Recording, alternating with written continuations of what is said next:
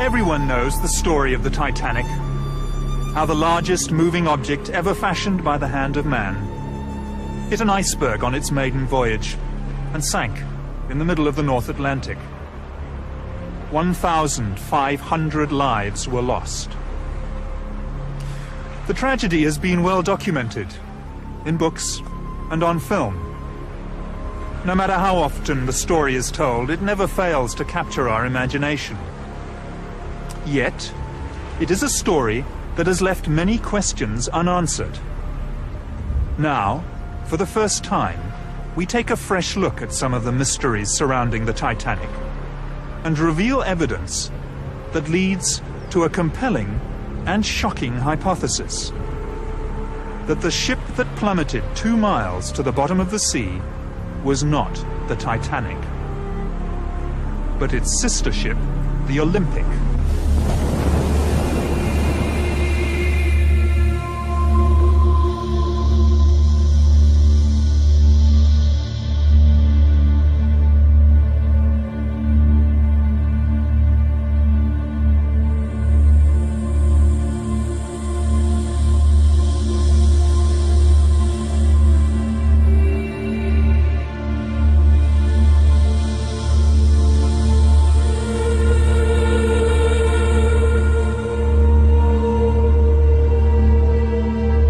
The Titanic and the Olympic were built for the White Star Line by Belfast shipbuilders Harland and Wolff, whose chairman was Lord Pirrie.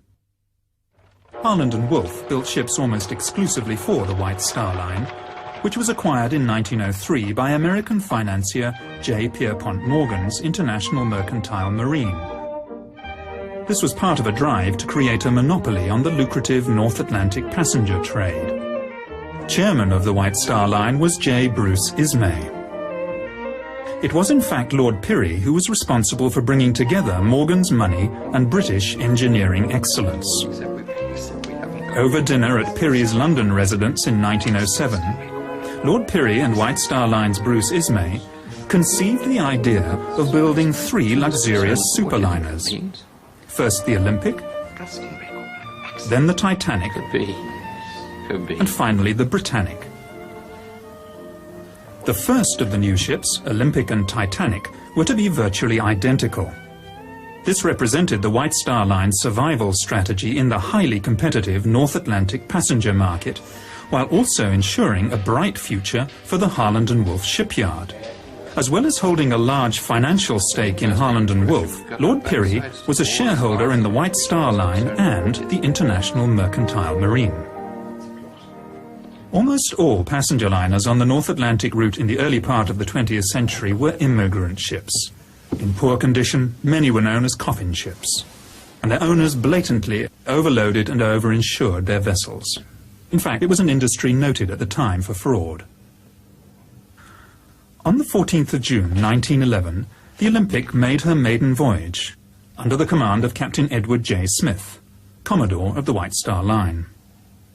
Then just a week later, still under the command of Edward Smith, the Olympic was involved in a stern collision with the tug O.L. Hallenbeck in New York, an accident that nearly caused the tug to sink.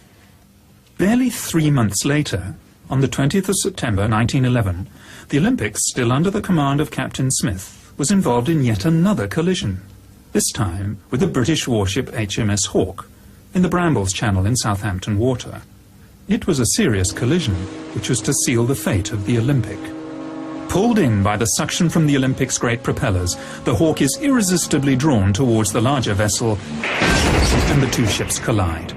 The Hawke's underwater ram and bows strike and penetrate the starboard side of the Olympic, causing a triangular hole several meters high, and an even larger hole below the waterline.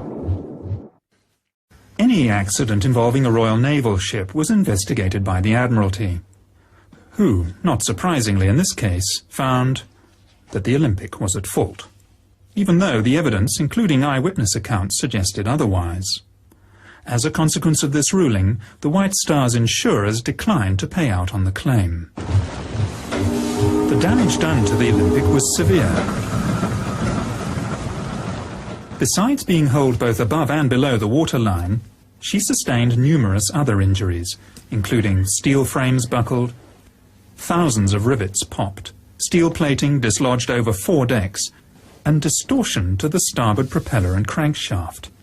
To make matters worse, the keel was bent, giving the ship a pronounced list to port.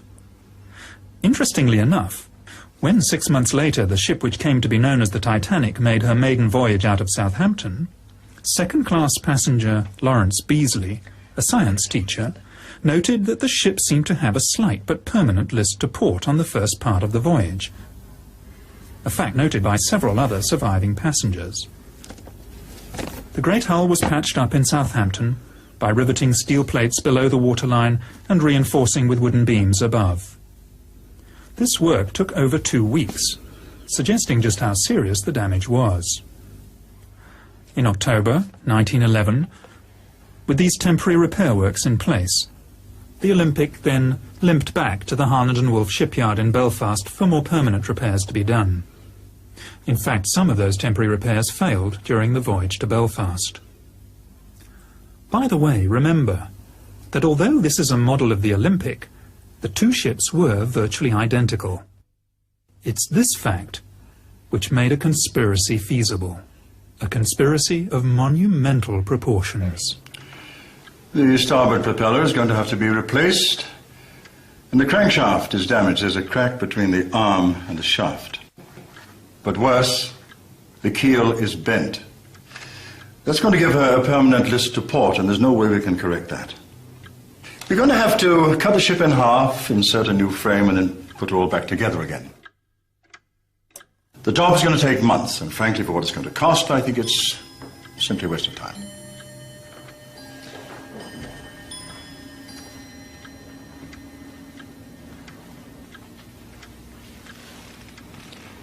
Can you not just patch her up until Titanic is ready? Well, we could put in a bulkhead to strengthen her. But to be honest, sir, she will never pass another Board of Trade inspection. In Belfast, the Titanic was nearing completion, but all work on her stopped so that every effort could be put into the repair of the Olympic. This work took 7 weeks instead of the 2 weeks originally planned, and involved replacing steel plates along fully 1/3 of the starboard side of the ship. Another indication that the damage was far worse than was originally thought. Now look at this. This is a film of the Olympic backing out of the dock in New York. You can see where she's been patched up on her starboard side. It's a huge area. And that's just the damage above the waterline. In order to get the Olympic back to sea and earning a profit as soon as possible, the starboard propeller, stamped with the Titanic's number 401 and not yet fitted to the Titanic, was fitted to the Olympic. This is a fact of some considerable significance, as we shall find out later. The Olympic's troubles, however, were only just beginning. After leaving New York Harbor on the 24th of February 1912, she ran over a sunken wreck off the Grand Banks and threw a propeller blade again on this starboard side. The loss of the propeller blade shock-loaded the engine and drive shaft and placed enormous stresses on the already weakened liner. She limped back to Southampton on only one engine, arriving there on the 28th of February. By the 2nd of March, she was once again in the Thompson dry dock in Belfast, having her propeller blade replaced. This should have taken only a few hours, but the Olympic was there, in Belfast, until the 7th of March. In Belfast, the Titanic and the Olympic were most often berthed side by side, and were regularly moved in and out of the Thompson dry dock, especially during repairs to the Olympic. On close examination of contemporary archive photographs, it is possible to see the minor differences in design that tell the two ships apart. On the forward part of sea deck, Olympic was built with 16 portholes. The Titanic with 14. Somewhat mysteriously, the Titanic has acquired 2 extra portholes between its launch and its maiden voyage. This clearly points to the possibility that the two ships were switched. At the time of Titanic's launch, the windows on B deck are clearly discernible as being evenly spaced. Yet at the time of her maiden voyage, they have taken on a distinctly uneven appearance. And whereas the Olympic had been open to the public for inspection in Belfast and Liverpool, Titanic was not. That first week in March 1912 was the last time that the Olympic and Titanic were together in Belfast. The twin ships side by side on the River Lagan. And that was when the decision to switch them could have been made. You can't be serious.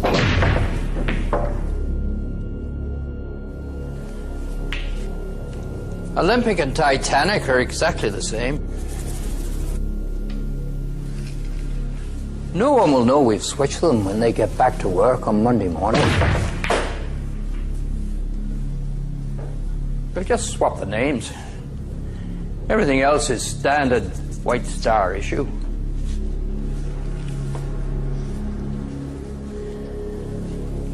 I have some boys at the yard who'll do the job for a couple of £100 each and say nothing.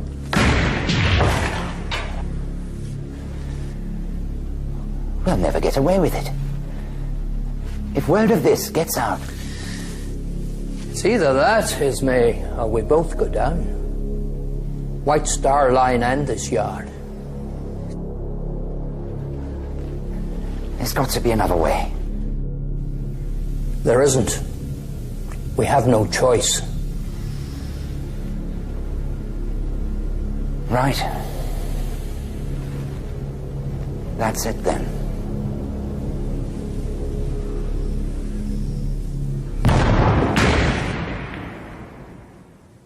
Switching the two ships would have been a remarkably simple undertaking.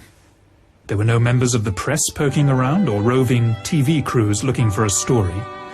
Even photography was in its infancy at the time.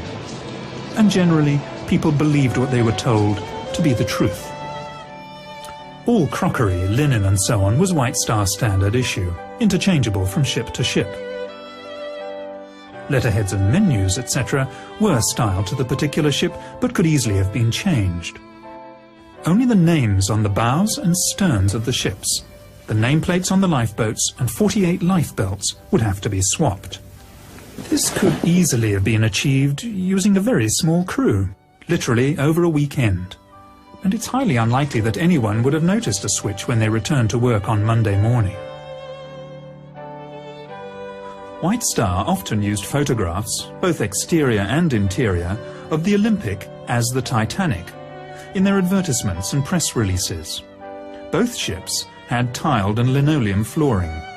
Yet, just days before Titanic's maiden voyage, Ismay, chairman of the White Star Line, ordered her floors to be carpeted. Was this to cover Olympic's worn linoleum floors? The Harland and Wolff Yard was a vast labyrinth of buildings and workshops, as well as machinery and ships in various stages of completion. Any unusual activity would hardly be noticed. The social order of the day was such that the majority of the workers would never have thought to question their betters. They lived in a time when the majority of the population were told what to think, where to go, what to do and when to do it. It was also a lot easier in the early years of the century to bribe or even bully men into towing the company line, as we shall see when the surviving crew members returned to Britain. There was no social security safety net for the unemployed, and companies had the power to dismiss whole families of workers if one of them did not do as he was told. There's a wee scam going on here, and the bosses are in on it. They switched those ships 2 weeks ago, and I know it. Listen to me, Paddy. Any more talk from you about two ships being swapped over, and you'll end up at the bottom of the River Lagan. So remember that when you get back to your wife and your 17 kids. You Irish scum. The Olympic's original sea trials, conducted by the Board of Trade, lasted 2 full days, while the ship was put through its paces. Strangely, the Titanic's sea trials were a most peremptory affair. No strenuous manoeuvres were carried out, and the inspection was over in time for lunch. Of course, by now the switch had taken place. The collision between the Olympic and HMS Hawke was by no means Captain Smith's first incident at sea. In fact, he had one of the worst professional records of his day. The Commodore of the White Star Line was a show-off, who liked to drive his ships as though they were giant speedboats, and he damaged a few in his time. The 3 incidents involving the Olympic, which probably damaged her permanently, must have put him in a very serious position in the eyes of his employers. Could he perhaps have been summoned by J. Bruce Ismay, chairman of the White Star Line, once it became obvious that the Olympic was a write-off? If so, it would have been a meeting with the very gravest of consequences. Oh, come now, E.J. We've always been good to you. Kept you in brandy and cigars. Besides, it's not going to be that difficult. You've broken a few of our ships, E.J. The Republic, the Germanic, the Coptic. And when that fire broke out on the Majestic and those crewmen were killed... Yes, I know you denied it had ever happened. But we did know. We gave you command of the Olympic, and look what a disaster that's turned out to be. And we always paid you well, E.J. Look, it's not for me. It's for the company. We are in a desperate situation financially, especially after what happened to the Olympic. So, I'm sorry to have to put it to you like this, but you do owe us. We've arranged for a small steamer from the Leyland line to be in a position to take the passengers off. I have a good man lined up for the job. Lord. Captain Stanley Lord. Ever come across him? Well, he's done this sort of thing before. Well, he did the job so well he received a commendation for it.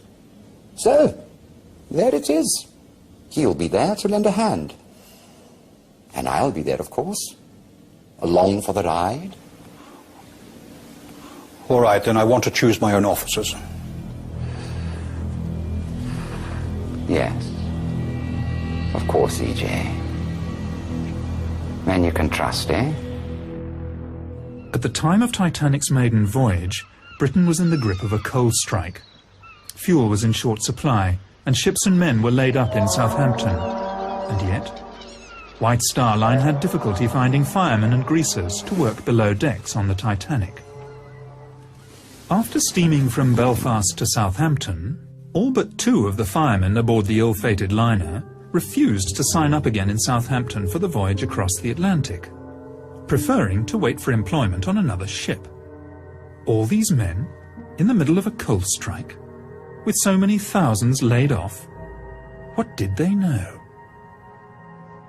Shortly before Titanic sailed, Chief Officer Wilde, who was to lose his life 3 nights later, wrote a letter to his sister, in which he said, "I still don't like this ship."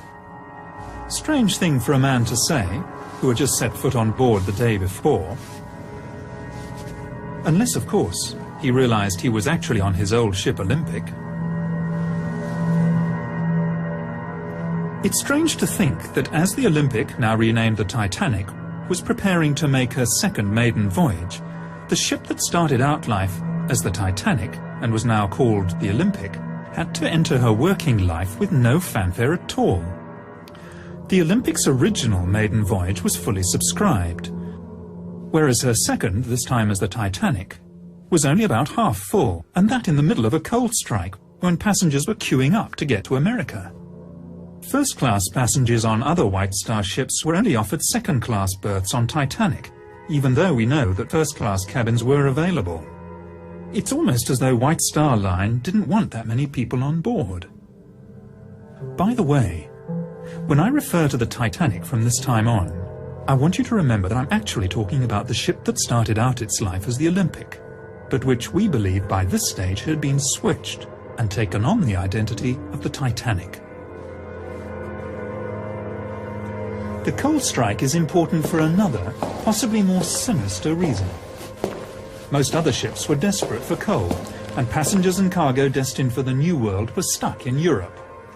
Yet, the Leyland liner Californian, under the command of Captain Stanley Lord, left the port of London on the 5th of April, 1912, just 5 days before Titanic's departure from Southampton, not only fully coaled, but apart from her own crew, empty of passengers.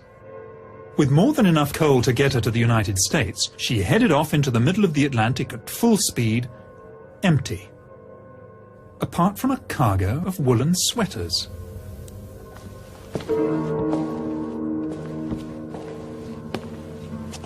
Over 50, mostly first-class passengers, cancelled their passages on the Titanic at the last minute. Many of them close friends and business associates of J.P. Morgan. Morgan himself cancelled his passage at the 11th hour, despite having the best suite on the ship, claiming illness. 2 days after the sinking, an American reporter found him in perfect health at the French resort of Aix-les-Bains, with his mistress. Morgan also had several valuable bronze statues which he was planning to import to the United States, taken off the Titanic an hour before she sailed. Could Morgan have known the fate of the Titanic fully 4 days before the disaster? Florence Ismay, wife of J. Bruce Ismay, also turned down the opportunity of taking the maiden voyage on the world's most luxurious liner, preferring instead to take their children on a motoring holiday, after first claiming ill health. Now there is one thing that sailors fear above all else, and that is fire at sea. And yet when Titanic cast off from Southampton, there was a fire smouldering in number 10 coal bunker. Instead of putting out the fire, the bunker was actually topped up with 400 tons of coal. Captain Smith knew it, the ship's officers and chief engineer knew it, as did those who worked half-heartedly to put it out. The fire that had been smouldering in coal bunker number 10 had been smouldering for a week, and yet it was kept from the Board of Trade Inspector Maurice Harvey Clark, who at the British inquiry denied all knowledge of it. Could the fire in coal bunker number 10 have been Plan B? If all else fails, tell the passengers there's a fire, vent the smoke through the ship, and get them off that way. Captain Stanley Lord and the Californian had left the port of London in a great hurry, ostensibly bound for Boston. Then, on the evening of the 14th of April, the ship came to a dead stop in the middle of the ice field. Strangely, Captain Lord, 6 foot tall, elected to sleep that night fully clothed on a 5.5-foot couch in the chart room, rather than in his cabin. He also ordered her boilers to be kept fired up and her engines on standby. Why? Was he expecting some sort of emergency that might mean a last-minute dash into the night? That evening, the Titanic received 6 radio messages. The first 3 were from other ships, giving the location of icebergs. The other 3 were from the Californian, more concerned with giving her own position stopped for the night. Those 3 were personally addressed to Captain Smith. It's almost as if Captain Lord was letting Smith know that the Californian was ready and waiting. Captain Smith had delayed turning the corner on the outward southern track. He ordered the turn to the west 10 miles further south than the normal turning point. This was certainly not as an evasive measure to avoid the ice field, but one designed to take him directly into it. He must have known this.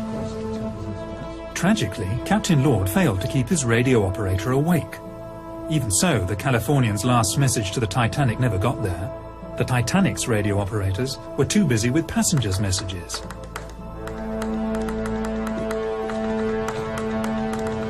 It was standard practice of the day for captains to run their ships at full speed through the ice field.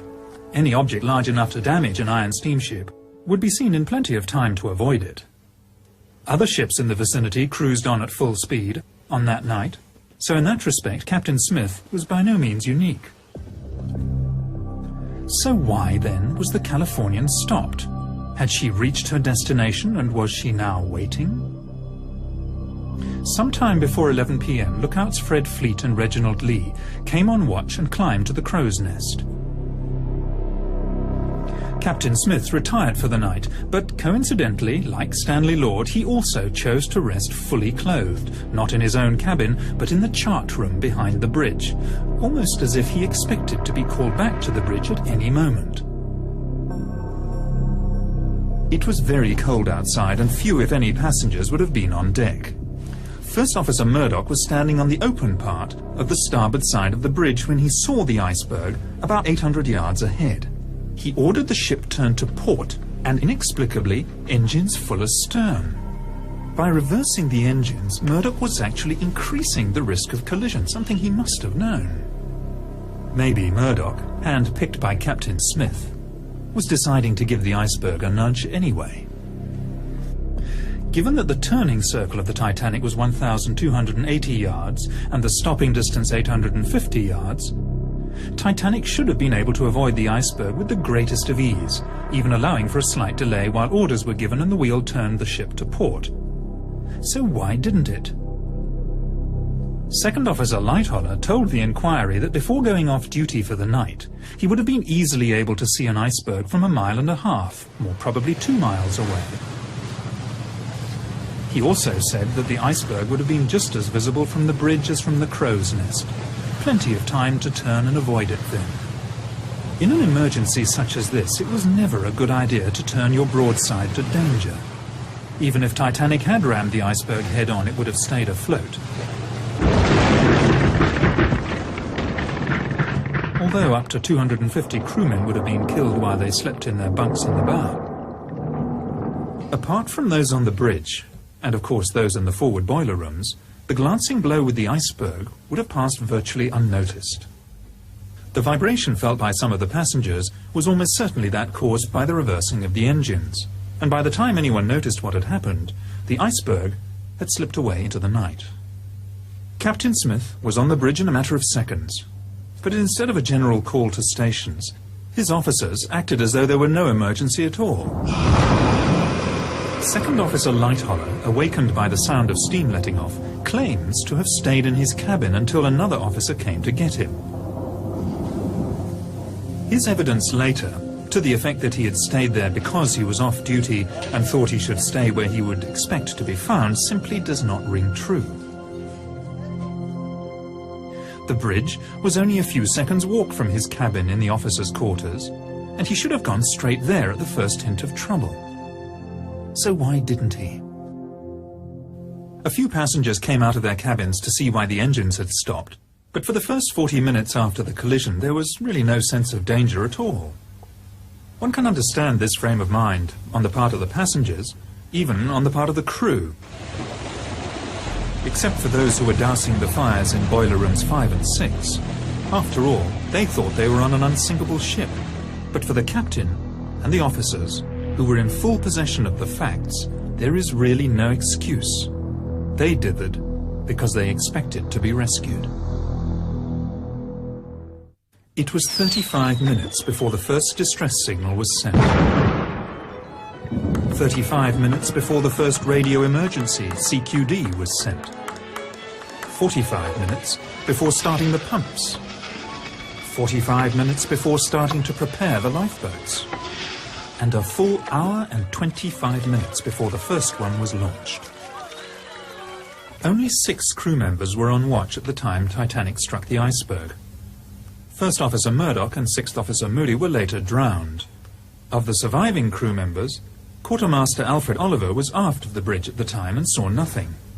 Helmsman Robert Hitchins was hastily transferred to a job as harbour master in Cape Town, which leaves lookouts Frederick, Fleet and Reginald Lee. At the British inquiry, as a witness, Frederick Fleet was clearly defensive, edgy, obviously didn't trust his questioners, and at times was downright surly. But then he was under the watchful gaze of J. Bruce Ismay, the chairman of the White Star Line, and the lawyers. I'm no judge of distances or spaces. Was it a mile away, or how far away was it? I cannot say. Can you not give any estimate? No, sir.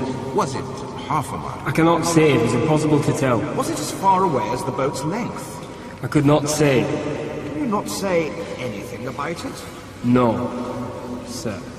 You really do not understand. That gentleman is not trying to get round you at all. Well, some of them are, though. Is there any more I'd like to have a go at me? When Titanic came to a rest, Captain Smith asked the 4th Officer, Joseph Groves Boxall, to work out a position. It is clear from the records that Titanic's navigator worked out a position that was 12 miles away from where they actually were. This was to prove a fatal mistake. We know he was 12 miles out in his calculations because of the actual location of the wreck. The position that Boxall gave would have put the Titanic within sight of the Californian.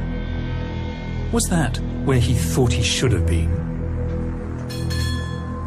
For some reason, Captain Smith ordered the Titanic to move half-speed ahead for another 5 minutes before stopping the engines again for the last time. Maybe he was heading towards the ship whose lights could just be made out on the horizon, expecting it to be the Californian. Several survivors mentioned the sighting of a ship about 5 or 6 miles from the Titanic. The Titanic could easily have steamed there, yet Smith was content to assume the ship would sail over to him, because he believed it was the Californian. At this point, let's examine what's happened so far. A stricken ocean liner is dead in the water. A rescue ship, the Californian, is standing by. Messages have been sent to Captain Smith from the Californian, stating exactly where she is waiting. Captain Smith can see a stationary ship on the horizon, and having received inaccurate information from 4th Officer Boxall as to his position, he assumes it's the Californian and everything's going according to plan. At about midnight, the Titanic started sending up her distress rockets, red, white and blue. Rockets could also be seen from the bridge of the Californian, and this was duly reported to Captain Lord. Captain Lord asked what colour the rockets were. In fact, over the next 2 hours, Lord repeatedly asked his officers about the colour of the rockets. Was he expecting to see red or blue signals? Very likely. But whether he was or not, the answer from the bridge was always the same. Only white rockets could be seen. He therefore, rightly, assumed that the rockets were not coming from the Titanic. Survivors reported that the rockets launched from the bridge of the Titanic soared up several hundred feet into the night sky, bursting with an ear-splitting report. The rockets from the ship that was visible from the Californian only went as high as the top of her mast, and even at 4 to 5 miles distant, the officers would have quite reasonably expected to hear a report. But they heard nothing. It seems most likely that the ship seen from the Californian was a wooden sailing bark called the Samson, conducting illegal seal fishing activities on the ice floes at the time. The white rockets she was firing, to mast height only, were intended to recall her small rowing boats. A few months after the disaster, the captain of the Samson said that he had also seen a large liner firing rockets and that he had not gone to investigate because of his own illegal activities. The Californian's apprentice, Gibson, later testified that he saw only 8 rockets fired from the ship, and all white. The Titanic had fired at least 18, possibly as many as 22, and had included red and blue. Titanic survivor Miss Edith Russell said the officers told them all, "Don't worry, the Californian will pick everybody up if you don't come back for breakfast." How could they possibly have known it was the Californian? It's hard to believe in such an emergency, but they were letting lifeboats go half full. They knew the ship was sinking, nobody could be that stupid. But they expected the ship on the horizon to come steaming over. But it was the wrong ship. The Californian was 19 miles away, where Captain Stanley Lord waited for coloured rockets. At around 1 a.m., it must finally have dawned on Captain Smith that the rescue upon which the survival of so many depended was not going to materialise. Now boats are being let go full, and passengers are beginning to panic. As the senior surviving officer, much credence and publicity was given to the evidence of Second Officer Lightholler. I did not leave the Titanic, sir. The Titanic left me. He was evasive in response to pertinent questions at the American and British inquiries, out to protect first and foremost his own reputation and then that of the White Star Line. At the British inquiry, he claimed, "The Titanic began her turn to port before the lookout rang down from the crow's nest." How would he have known this? He said he was in his cabin at the time. Lightholler also said at the American inquiry, "There was no mist 10 minutes before the ship struck a berg," flatly contradicting the evidence of the two lookouts. And how would he have known this if he was in his cabin? He also lied about the number of ice warnings received on the bridge, as if to suggest that the iceberg came as a surprise. "I do not remember any ice warnings being posted on the bridge." Lightholler, along with second radio operator Harold Bride and ship's baker Charles Joffin, all claimed that after getting off the Titanic, they stayed in the water for up to an hour, I was in the water for between half an hour and an hour before I climbed aboard the upturned collapsible. 20 of us spent most of the rest of that night balancing on the upturned boat, while I gave the orders. Lean left and lean right. This is quite clearly not possible. We know that the sea temperature that night was between 2 and 3 degrees below freezing. Average life expectancy at that temperature between 3 and 4 minutes. This testimony would simply not stand up today. It is quite clearly fabrication. Just before 5:30 on that fateful morning, Captain Stanley Lord woke his radio operator, only to discover that the Titanic had already sunk. He set off at full steam for the wreck site, but of course he was too late. The Carpathia had already arrived and was picking up survivors. Notable amongst these was J. Bruce Ismay, who had slipped into a lifeboat at the last minute. For this he was to pay the price in public shame for the rest of his life. As the Carpathia steamed towards New York, Ismay was supposedly taken to the doctor's cabin and put under sedation. Even so, he managed to find time to send 3 separate telegrams to the White Star's New York office, urging them to hold the Cedric in New York Harbor so that the Titanic's surviving crew members could be taken straight back to Southampton. Hastily organized, the American inquiry failed to ask the right questions. Titanic surviving officers stonewalled, as did Ismay himself. Several experienced sea captains were called to give evidence regarding the wisdom of steaming at full speed through an ice field. But they all said the same thing.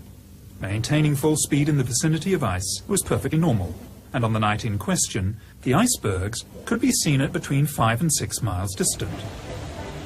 It never occurred to anyone to ask the simple question, in that case, why did the Titanic hit an iceberg? When the surviving crew got back to England, they naturally expected to go straight home to their loved ones. Instead, they were all herded into a railway shed and held for nearly 24 hours before being made to sign pieces of paper.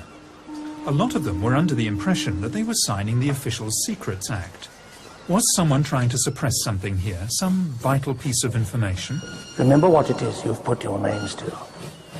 If there's any talk of the ship being swapped in Belfast, or any stories of insurance fraud going on, then there will be 20 years of His Majesty's pleasure awaiting you and no job to come out to when it's over. So, think on this when you see your wives and sweethearts.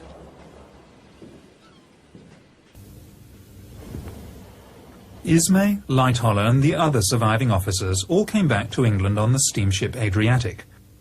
There can be little doubt as to the main subject of conversation on their voyage. They were all to be star witnesses in the forthcoming British inquiry.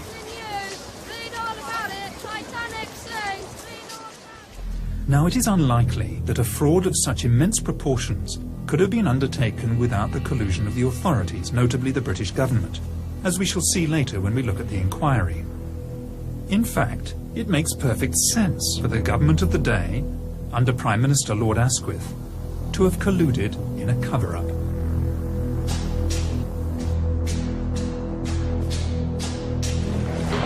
You'll never believe what they've just done.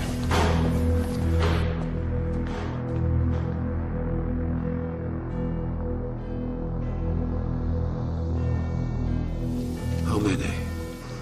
I'm told 1,500. The position is simply this, Prime Minister. The White Star Line is on the verge of bankruptcy. Now, if White Star were forced to go into liquidation, La Holland and Wolfyard in Belfast would also be placed in a very precarious position, perhaps even forced to close down. Now, that means that 20,000 men will be laid off, not to mention the effect on all the subsidiary and dependent industries. Quite frankly, it is a political situation we cannot afford, Prime Minister. Alienate the Irish, and we will most certainly lose seats in Belfast.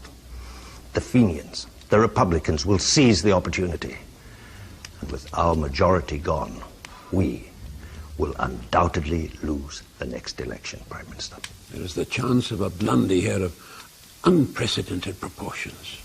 We are going to have to go along with this, Prime Minister.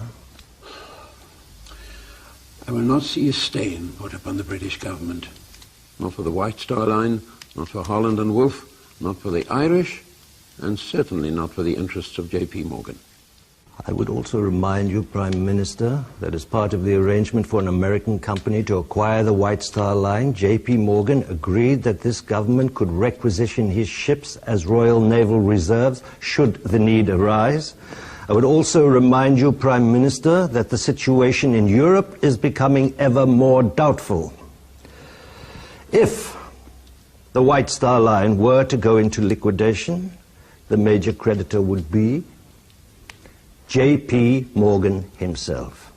Now, as both owner and banker, he would certainly exercise his rights to seize his assets. And we would lose all those ships, Prime Minister. It's a sad day for England, when the policies of a British government are dictated by greedy and ruthless businessmen. And if it ever became public... Doubtless you have someone in mind to run the show? Yes. I thought we could bring Mersey out of retirement. He's reliable, he knows how the system works, he's discreet, and he will do what needs to be done. My son is called to the bar. I would be more comfortable if he were there to keep an eye on things. Of course, Prime Minister, we'll find employment for him in the Attorney General's office. Very well, then. But neither I nor the administration know anything about it.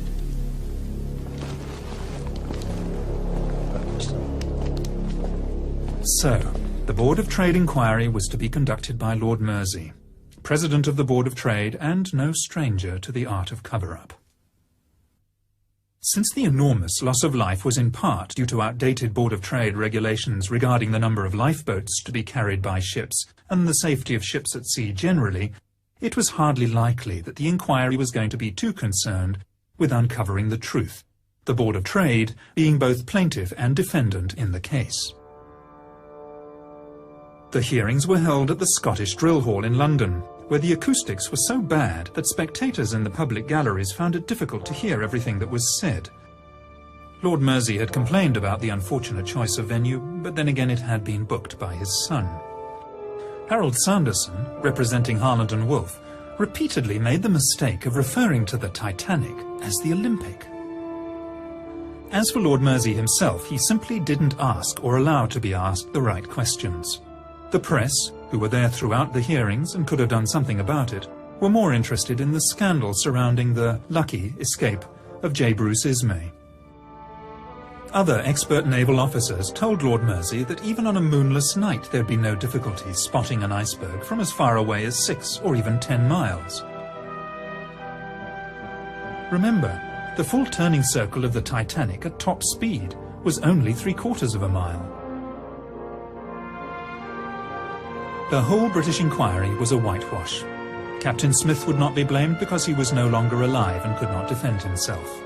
The lookouts were not to blame. The design and construction of the Titanic was not to blame. Neither were her officers or her owners. In fact, no one was to blame, except Captain Lord. Captain Lord stood alone. If Lord Mersey heard anything at the inquiry that he didn't like, he simply ignored it. She looked like a small tramp steamer about 5 miles away. They were firing rockets just after midnight. Altogether, she fired 8 rockets, and all white, and rose no further than the masthead. I think we are all of the opinion that the distress signals which were seen from the deck of the Californian were, in fact, the distress signals from the Titanic.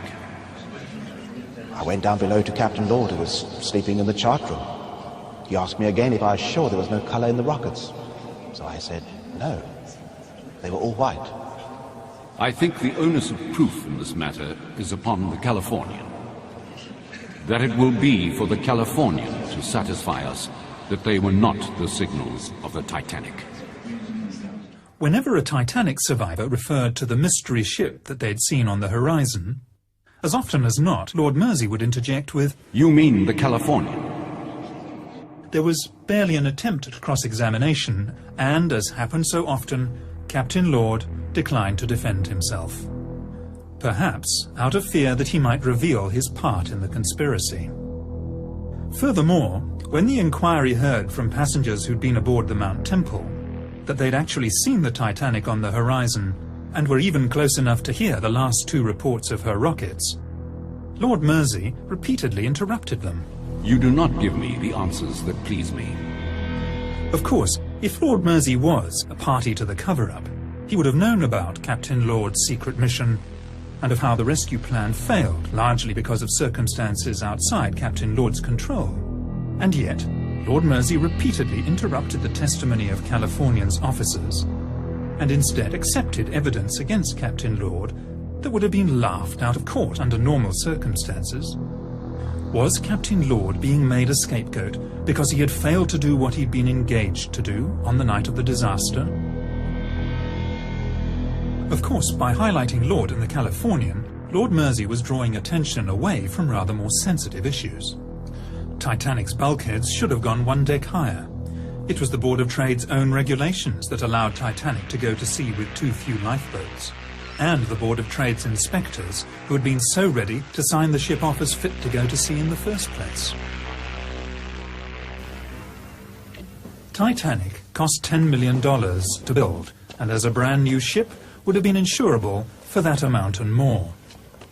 The Olympic, on the other hand, damaged beyond economic repair, would only have been insurable for a much smaller amount. A motive for switching the ships is clear. Normally, White Star Line, when they insured their ships, took on part of the risk themselves, and it was at first thought that Lloyd's of London would only be liable for $7.5 million. Not so. For just 1 week before the maiden voyage of the Titanic, which we now know was in fact the Olympic, White Star Line upped their insurance on the vessel dramatically. And, incredibly, just 5 days after the sinking, Lloyd's paid out $12.5 million.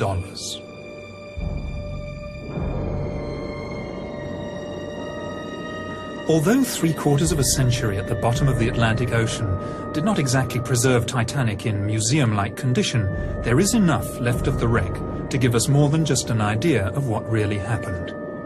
Corrosion has done its relentless work, but where the original black paint of the hull has flaked away, it is still possible to see spots of grey paint, which formed the undercoat, except that grey paint was only used as an undercoat on the Olympic and not on the Titanic.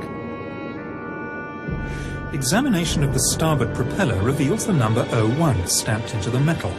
In fairness, there is too much corrosion to make out the number 4 clearly, but remember the starboard propeller, numbered 401 for the Titanic, was put on the Olympic as part of the repairs after the collision with the Hawk. Remote cameras under the control of the discoverer of the Titanic wreck, Dr. Robert Ballard, have examined the stern section of the ship. They show that in addition to the lateral bulkheads that were a feature of both the Titanic and the Olympic, there is a longitudinal bulkhead in the stern section where there was none on the original plans for either vessel. The position of this bulkhead suggests a temporary repair has been carried out to strengthen the keel, a keel perhaps damaged by the collision with HMS Hawk. And finally, a close look at the bow could reveal the most damning evidence of all. In 1986, the French National Oceanographic Institute examined the wreck with Dr. Robert Ballard. One of the things they checked was the name of the ship. In keeping with White Star tradition, both ships had their names engraved into the upper bow plates in letters 4 foot high. Examination of the wreck and the name Titanic shows that it is made of iron letters which have been riveted onto the original bow plates. With the passage of time, 2 of the letters have dropped off and been lost forever in the sediment of the seabed.